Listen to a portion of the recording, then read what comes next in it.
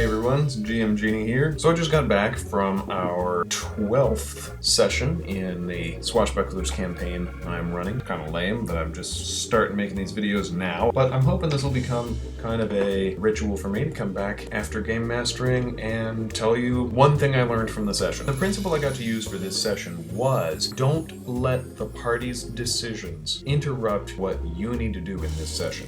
Now let me explain that. If you read my blog, you know I'm all about letting players innovate, letting players surprise you by taking you off script. It's one of the things that makes role-playing such a wonderful hobby. However, you always want to treat player innovations in a way that you're not at a loss for what comes next. They're on this mystical island of cat girl priestesses. I know, right? And they're hunting for this witch who's waiting to hijack a lunar ceremony. It's tonight, so she can open up a portal to let Pluto through into our world. They're in the witch's secret laboratory. She catches them, it becomes a fight, the room gets catastrophically blown up. Party manages to escape out a back door, down some stairs, into some catacombs. Then they decide they want to go back out the way they came in, hoping the fires would be out and the witch would be gone. Well, I didn't want them to go that way. I wanted them to stay down in the catacombs to find some clues, get in a couple of fights, and get delayed until the time of the ceremony. So when they open the door again, there's nothing but a void. The laboratory was a magical construct, completely collapsed when the explosions went off. This was basically a way for me to trap them in the catacombs so they could burst out, nick of time, take the bad guy by surprise. Well, they figured out a way around it. One of the players already has, from a previous adventure, this fire demon incarcerated in his soul. And he asked me at the time, can I let this demon out as a one-time super move? And I said, I'll allow it. And they also have a bunch of mummified skeletons down in the catacombs beneath them. Pretty long skeletons too, they were Ophidians. Their very presence there was just supposed to be part of the mystery, but you know players. This player asked me, can I summon forth my fire demon, inject him into one of the skeletons, and have him carry us across the void?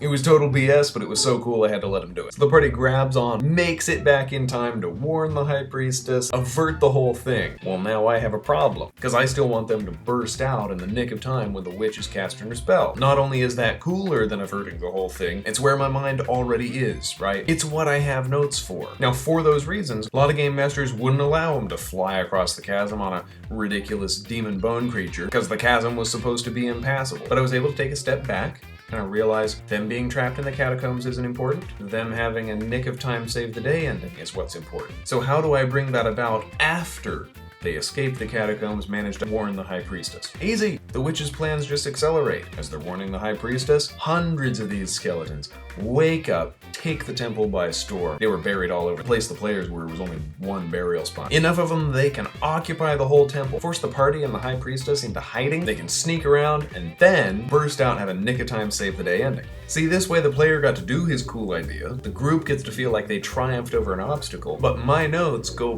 basically undisturbed. And this shouldn't be seen as a have-to-lose kind of conflict where no matter what the players do, I'm still going to bring about the same result.